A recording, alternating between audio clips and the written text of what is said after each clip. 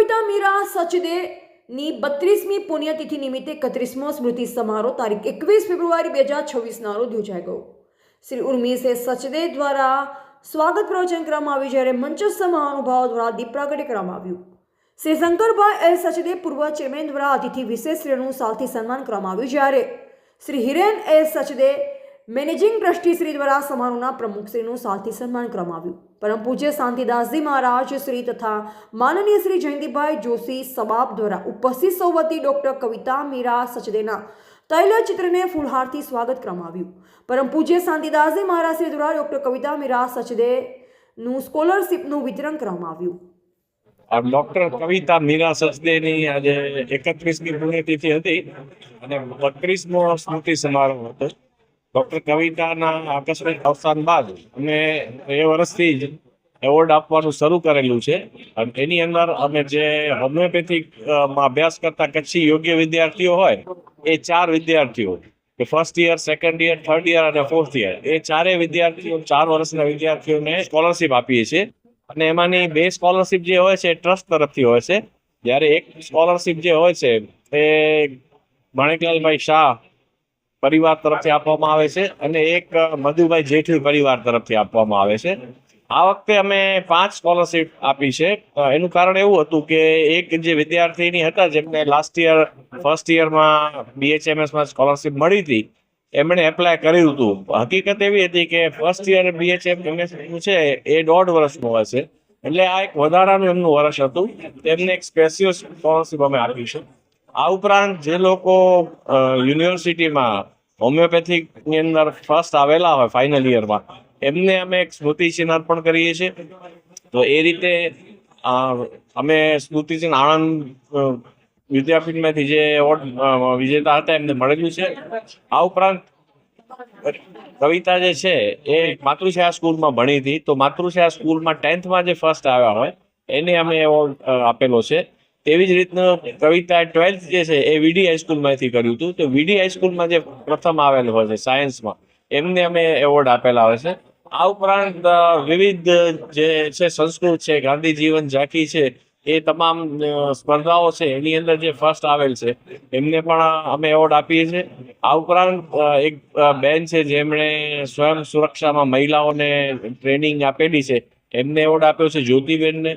નારણભાઈ જે હોમગાર્ડમાં હતા એમણે 1971ની યુદ્ધ દરમિયાન જે વિશિષ્ટ કામગીરી કરી હતી એમના માટે પણ એમને એવોર્ડ આપ્યો છે। આ ઉપરાંત બીજી પણ અનેક જે નાની નાની સ્પર્ધાઓ હતી એમાં જે પ્રથમ, દ્વિતીય, તૃતીય આવેલા હોય એમને અમે એવોર્ડ આપેલો છે।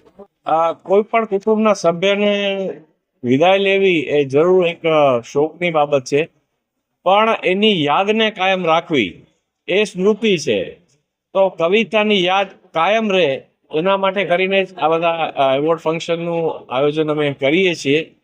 એમની ખોટ અમારા કુટુંબને જરૂર પડી છે, પણ એનાથી બીજાને જો લાભ થતો હોય એની સ્મૃતિમાં તો એનો અમને આનંદ પણ છે।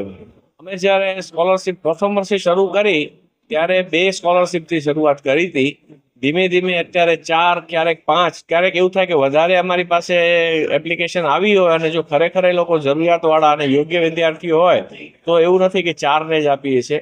તો અત્યાર સુધી ઘણી બધી અમે સ્કોલરશીપો આપી છે। એ જ રીતનું જુદી જુદી યુનિવર્સિટીમાંથી જ્યારે પણ નામ આવે છે જેમના BHMSમાં અભ્યાસ કરતા, તો એ પણ અમે ઘણા બધા એવોર્ડ આપ્યા છે।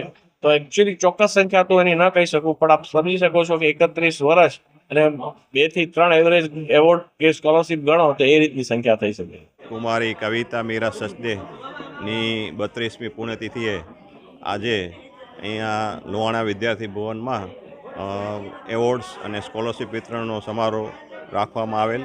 એમાં બહોળી સંખ્યામાં ભુજના પ્રતિષ્ઠિત વ્યક્તિઓ હાજર રહેલા, ટ્રસ્ટી મંડળ હાજર રહેલું અને જુદા જુદા ક્ષેત્રમાં જેમણે એચિવમેન્ટ પ્રાપ્ત કરેલું છે એમને એવોર્ડથી સન્માનિત કરવામાં આવ્યા અને 15,000ની 5 સ્કોલરશીપો, 3 સ્કોલરશીપ ટ્રસ્ટ તરફથી આપવામાં આવેલી, 1 સ્કોલરશીપ માણેકલાલભાઈ શાહ પરિવાર તરફથી આપવામાં આવેલ છે અને 1 સ્કોલરશીપ મધુસૂદન જેઠવી પરિવાર તરફથી આપવામાં આવેલ છે।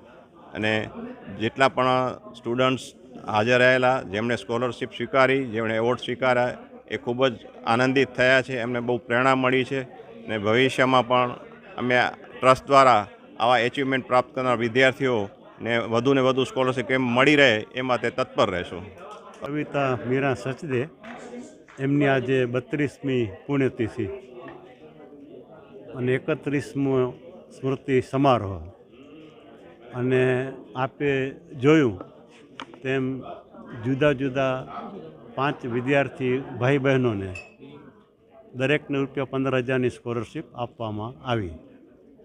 અને તે જ રીતે Sardar Patel university BHMS first અને બીજા 13 પ્રતિભાશાળી વિદ્યાર્થી ભાઈ બહેનો કે જેમણે જુદા જુદા વર્ગોમાં પ્રથમ સ્થાન પ્રાપ્ત કરેલું, એમને ડૉક્ટર કવિતા મીરા સચદે એવોર્ડ્સ એનાયત કરી અને એમની સિદ્ધિઓનું સન્માન કરવામાં આવ્યું.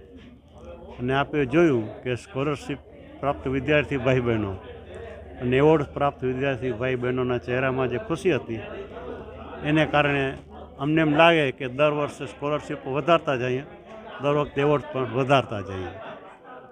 આપ સૌ પણ હંમેશા જે રીતે તમને સાથ સહકાર આપો છો, પ્રિન્ટ અને ઇલેક્ટ્રોનિક મીડિયા, તો તમારો સૌનો પણ ખૂબ ખૂબ આભાર માનું છું. Thank you. નમસ્કાર, મારું નામ સોનલ રામભાઈ ગઢવી છે અને આજે કવિતાબેન સચદેની 32મી પુણ્યતિથિ માટે અમે બધા અહીંયા આવ્યા હતા અને આજે અમારો સન્માન સમારોહ હતો. હું રાજ્ય કક્ષાએ શીઘ્ર વક્તૃત્વમાં પ્રથમ આવી હતી અને તેના માટે આજે અમારું સન્માન રાખ્યો હતો. મારા સાથે સાથે ઘણા બધા મિત્રો અને વડીલોનો બી સન્માન હતો. અહીંયા આવીને મને બહુ હર્ષનો વિષય લાગ્યો અને અહીંયા જે અમને સન્માન આપે છે તે અમારા માટે બહુ મોટી વાત છે અને અમને પ્રોત્સાહન આપે છે. આવા કાર્યક્રમ હંમેશા ચાલતા રહે છે અને આ 32મો જે કાર્યક્રમ છે એ બહુ સફળતાનો વિષય છે, તો બહુ હર્ષનો વિષય છે અમારા માટે.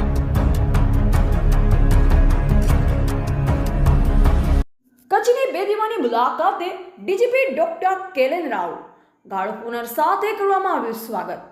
ભુજ ખાતે આજે સરહદી રેન્જની આઈજી કચેરીએ ગુજરાત રાજ્યના પોલીસ વડા ડોક્ટર કેલેન રાવ દ્વારા મહત્વપૂર્ણ પ્રેસ કોન્ફરન્સ યોજાઈ.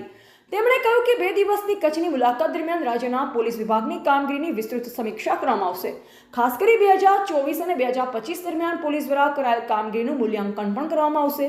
તેમણે જણાવ્યું કે સરહદી વિસ્તારમાં કાયદો વ્યવસ્થા વધુ મજબૂત બનાવવા બોર્ડર વિસ્તારના પોલીસ સ્ટેશનોને આધુનિક અને સક્ષમ બનાવવામાં આવશે.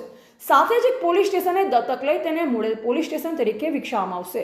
તેમણે ભારપૂર્વક કહ્યું કે નાસ્તા ફરતા આરોપીઓ સામે ખાસ ઝુંબેશ હાથ ધરાશે અને તેમની ઝડપી ધરપકડ માટે પોલીસ તંત્ર સક્રિય રીતે કામ કરશે. કોસ્ટલ વિસ્તારમાં વધતા ડ્રગ્સના ખતરા સામે વિવિધ એજન્સીઓ સંકલિત રીતે કામગીરી કરી રહી છે. તેઓને વધુ અસરકારક કામગીરીની સૂચના આપવામાં આવશે. દારૂ મુદ્દે તેમણે કહ્યું કે ડરી એક સામાજિક દૂષણ છે, તેને રોકવા પોલીસ સતત કાર્યવાહી કરી રહી છે. પ્રેસ કોન્ફરન્સ દરમિયાન તેમણે પોલીસની પ્રતિબદ્ધતા અને સરહદી સુરક્ષાને વધુ મજબૂત બનાવવા સંકેત આપ્યા હતા. गुजरात राज्य का डीजीपी बनने के बाद में हमारी पहली मुलाकात है कच्छ सरहद विस्तार में. અને જે રીતે આપ સૌ જાણો છો કે કચ્છ એક સરહદી વિસ્તાર છે અને સરહદી જિલ્લો આવરી લેવામાં આવે છે અને એક મહત્ત્વનો હિસ્સો છે અને ઇન્ટરનેશનલ બોર્ડર પણ આપણી પાસે છે અને ખાસ કરીને જે કોસ્ટલ લાઇન આપણી લાંબી છે. તો જે રીતે એમ હું કીધું હતું કે સરહદી વિસ્તાર છે, મહત્ત્વનો વિસ્તાર છે અને મહત્ત્વનો જિલ્લાઓ આવરી લેવામાં આવે છે અને ખાસ કરીને અમારા ઉદ્દેશ એ રહેશે કે જ્યાં વિવિધ એજન્સીઓ અહીંયા છે, કેન્દ્રના આર્મી, નેવી અને એરફોર્સ અને બોર્ડર સિક્યુરિટી ફોર્સ અને કોસ્ટગાર્ડ, એ બધાને એક સંકલનનું મીટિંગ આયોજન કરવાનું છે અને ખાસ કરીને આપણે આ પોલીસ વિભાગમાં જે કામગીરી છે એની પણ મૂલ્યાંકન કરવાની છે. અને જે બોર્ડર વિસ્તારો છે, બોર્ડર ગામોમાં પણ અમે ડિસેમ્બર મહિનામાં આવેલા હતા. માનનીય નાયબ મુખ્યમંત્રીશ્રીના સાથે અમે આવેલા હતા અને દૂરના વિસ્તારો અને ગામોની મુલાકાત પણ લેવામાં આવેલી છે.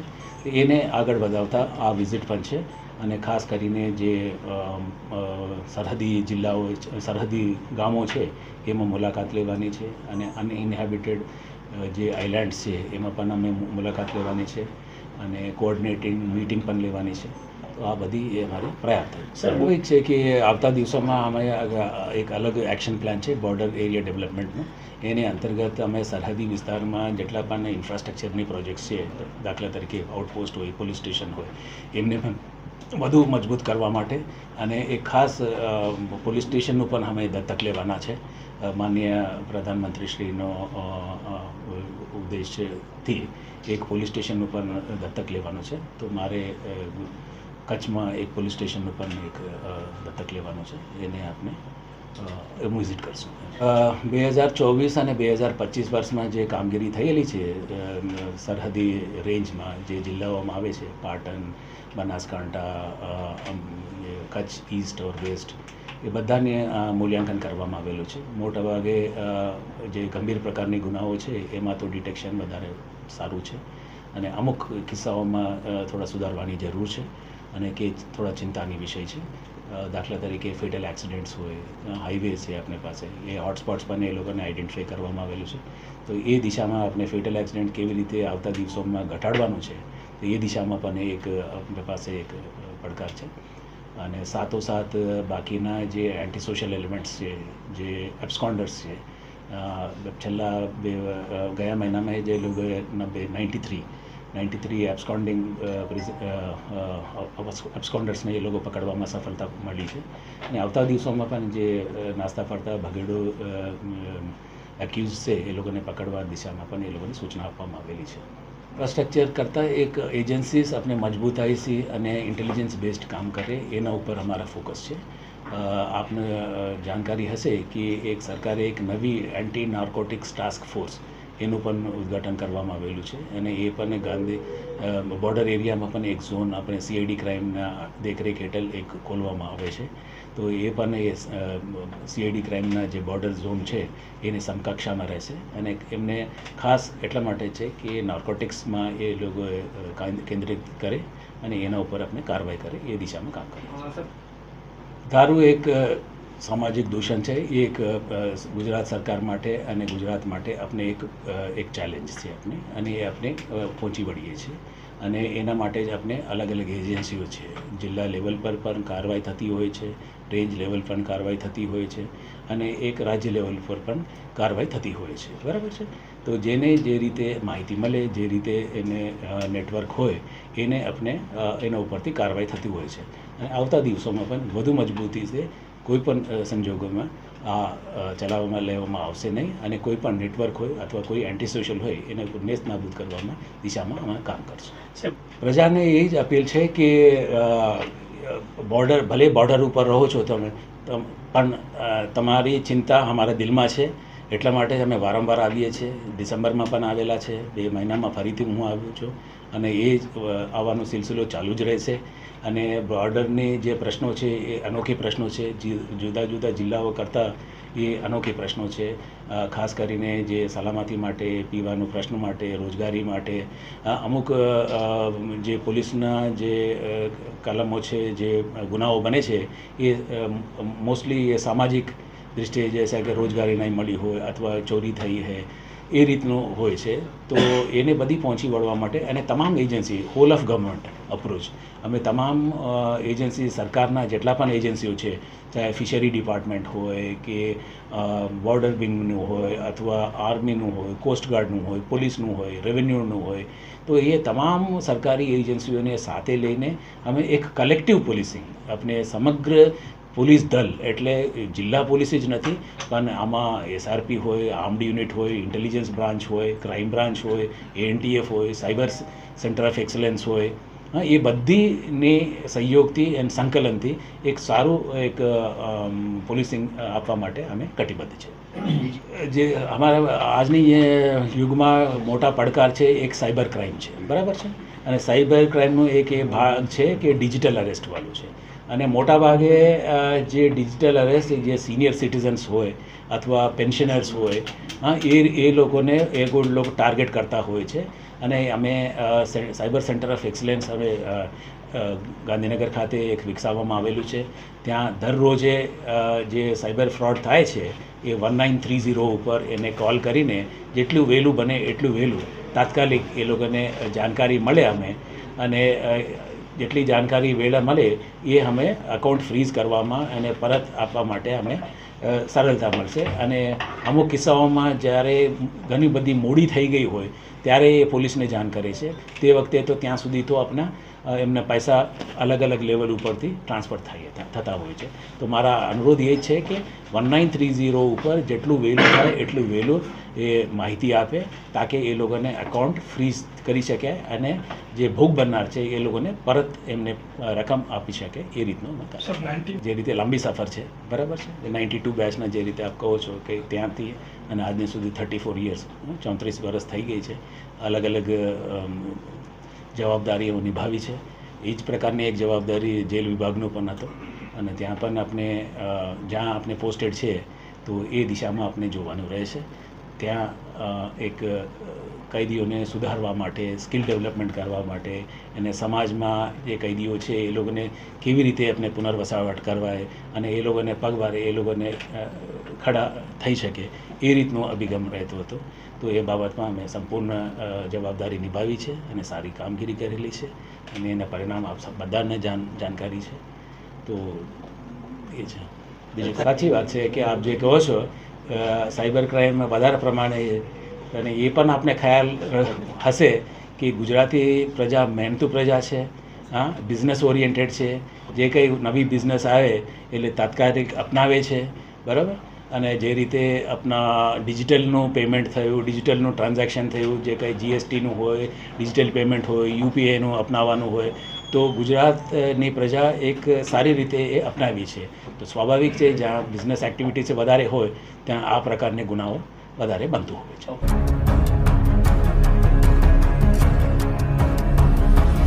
બજેટ એટલે તમામ પ્રકારના વેરાઓની આવક. તો બજેટમાં મુખ્ય હિસ્સો એ જીએસટી અને VAT, goods and service tax અને વેલ્યુ એડેડ ટેક્સ લગભગ 25% અને બાકી 25% લોન, જે સરકાર દર વર્ષે વિદેશમાંથી જે લોન આવે એ લોન સ્વરૂપે 25% બજેટ હોય છે. બાકીનું રેવન્યુની આવક, ભાડાની આવક, વ્યાજની આવક અને વિવિધ પ્રકારના વેરા, કેન્દ્ર સરકારનું અનુદાન, આ બધું થઈને બજેટ બને છે. એ ગઈ સાલનું બજેટ 3,70,000 કરોડ હતું અને આ વર્ષે 8% બજેટ વધીને 4,08,053 કરોડનું બજેટ છે. હવે આ બજેટમાં ગુજરાતના વિવિધ 26 વિભાગ છે. દરેક વિભાગને વિવિધ ટકાવારી પ્રમાણે બજેટ ફાળવવામાં આવે છે. જેમ કે શિક્ષણ વિભાગને 16% બજેટ 63,000 કરોડ ફાળવ્યા છે અને ત્યારબાદ શહેરી વિકાસ અને શહેરી ગૃહ નિર્માણ એના માટે 33,000 કરોડ રૂપિયા ફાળવેલા છે. ખરેખર શહેર કરતાં ગ્રામ્યની વસ્તી પણ વધારે છે અને ગામમાં કિસાનો રહે છે. કિસાનો શહેરમાં નથી રહેતા અને કિસાનોના લીધે આખું જગત જીવે છે, એટલે એને જગત તાત કહે છે. છતાં આ કૃષિનું જે બજેટ છે એ કૃષિ બજેટ એ 24,000 કરોડનું છે અને ગ્રામ વિકાસ, ગ્રામ ગૃહ નિર્માણ અને પંચાયત આ બધું બજેટ ભેગું થઈને માત્ર 14,000 કરોડ. તો શહેરી વિકાસ અને શહેરી ગૃહ નિર્માણના બજેટ કરતાં અડધાથી પણ ઓછું બજેટ આ ગ્રામ વિકાસ અને પંચાયત અને ગ્રામ ગૃહ નિર્માણ, એ ખરેખર સરકાર માત્ર શહેરના લોકો માટે હોય એવું આ બજેટમાં દેખાય છે. એટલે ખેડૂતોને અન્યાય છે અને ગ્રામ્ય વિકાસના અન્યાય છે. કિસાનો માટે જે બજેટ છે એ કુલ બજેટના 6%, 24,000 કરોડનું બજેટ છે. છેલ્લા 30 વર્ષથી ભાજપની સરકાર ચાલે છે. આજે હું ઉદાહરણ સાથે વાત કરીશ કે 1% બજેટ પર કિસાનો માટે પ્રામાણિકતાથી વપરાતું નથી. 1% બજેટ એટલે 4,000 કરોડ. ગુજરાતમાં 18,230 ગામ છે. આ દરેક ગામમાં 22 લાખ રૂપિયા ફાળવે ત્યારે 1% 4,000 કરોડ થાય અને 22 લાખમાં દરેક ગામમાં 20-25 કિસાન જે ગરીબ છે, પીડિત છે અને બહુ હેરાન થયેલા છે કુદરતી પ્રકોપથી, તેમને 1-1 લાખ રૂપિયા મળે, તેમનું દેવું માફ થઈ શકે, આવું સરકારે વિચાર્યું નથી. બીજું કે 265 તાલુકા છે. દરેક તાલુકામાં 10-10 કરોડ રૂપિયાના 2 શીત કેન્દ્રો. જમીન સરકારી છે, 5 કરોડનું શાકભાજી સાચવવા માટે અને 5 કરોડનું ફ્રૂટ સાચવવા માટે. તો આ શીત કેન્દ્રો બને તો એ તાલુકાના ગામડાના ખેડૂતો જે શાકભાજી અત્યાર સુધી 5 રૂપિયાથી વધારે મળતા જ નથી અને આપણે જે ખાઈએ છીએ એ 60થી 100 રૂપિયા શાકભાજીનો ભાવ હોય છે. તો કેટલો ડિફરન્સ છે, 12 ગણો ભાવ, એટલે કે 1200% ભાવ વધી જાય છે. તો આ ખેડૂતોની શાકભાજી અને ફ્રૂટ્સ ખેડૂતો પાસેથી 5 રૂપિયાના બદલે શાકભાજી 15 રૂપિયા લેવામાં આવે અને ફ્રૂટ્સ 25થી 30 રૂપિયા લેવામાં આવે, તે ખેડૂતોની આવક 3 ગણી વધે. હવે એ મેન્ટેનન્સ માટે, જાળવણી માટે એ શીત કેન્દ્રમાં સરકાર લઈ જાય, 1 રૂપિયો ટ્રાન્સપોર્ટનો ખર્ચ પરત આવે, 1 રૂપિયો પાછો ખર્ચ અને 1 રૂપિયો જાળવણી ખર્ચ, એની જાળવણી સાચવવાનો 3 રૂપિયા 15 વત્તા 3 18 એની પર સાહેબ 6-7 રૂપિયા નફો લો તો 25 રૂપિયા શાકભાજી તમને મને અને ગુજરાતની જનતાને મળે કે જે 7500 રૂપિયા મળે છે એટલે ખેડૂતના 3 ગણા થાય અને લોકોને ત્રીજા ભાગમાં શાકભાજી મળે. આવી રીતે જે સમગ્ર સિંચાઈની જે યોજના છે એમાં તળાવ બને, દરેક તાલુકામાં મોટા 3-4 તળાવ બને અને આજુબાજુના ગામડા લોકો સિંચાઈનો લાભ લે તો આ તળાવની યોજના પણ આટલા જ 1% બજેટમાં બને અને 15 કરોડ 265 ગુણ્યા 15 કરોડ એટલે 4000 કરોડ થાય તો 3-3, 4-4 તળાવ બને તો ખેડૂતો જે એક જ પાક વાવે છે, બિનપિયાજ જમીન છે, જ્યાં તળાવ, કેનાલ, નદી નથી, તો આ મોટા તળાવ બને 1%માં દરેક તાલુકામાં બને તો ખેડૂતો જે પાક છે 3 સિઝન લઈ શકે, ખેડૂતોની આર્થિક સમૃદ્ધિ થાય, રાજ્યની પણ આર્થિક સમૃદ્ધિ થાય, 3 ગણું અનાજ, કઠોળ એ પાકતું થઈ જાય. તો સરકારે 30 વર્ષથી શા માટે આવું કર્યું નથી? ને બીજું, ગામડાઓમાં જે તળાવો ઊંડા કરવાની યોજના છે એ સિંચાઈ વિભાગ દ્વારા અને ટીડીઓ મારફતે એ પૈસા ફાળવવામાં આવે છે. સાહેબ, આટલા વર્ષોથી મેં ક્યાંય જોયું જ નથી કે જે તળાવ હોય એ ઊંડું થયું હોય, નીચે લેવલ બની હોય અને ઊંચા પાળા બન્યા હોય જેથી પાણી ભરાય, પશુ પંખીઓ પીવે અને આજુબાજુ સિંચાઈમાં પણ કામમાં લાગે. તો આ 100% ભ્રષ્ટાચારની યોજના વચ્ચે ખબર હતી ચેકડેમની યોજના, અનેક ચેકડેમ બન્યા જ નહીં કે બન્યા અને તણાઈ ગયા.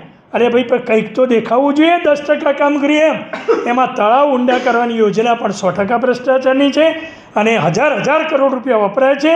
માત્ર અધિકારીઓ પૈસા આપે ત્યારે 60% તરત જ રોકડા લઈ લે, 40% કોન્ટ્રાક્ટર, 5-10% કામ કરે, 2-4 ટ્રેક્ટર નાખે. ક્યાંય તળાવ ઊંડા થયા નથી, ક્યાંય પાળા બંધાયા નથી અને ક્યાંય તળાવ ભરાયેલું હોય અને પીવામાં અને સિંચાઈમાં કામ લાગતું હોય એવું.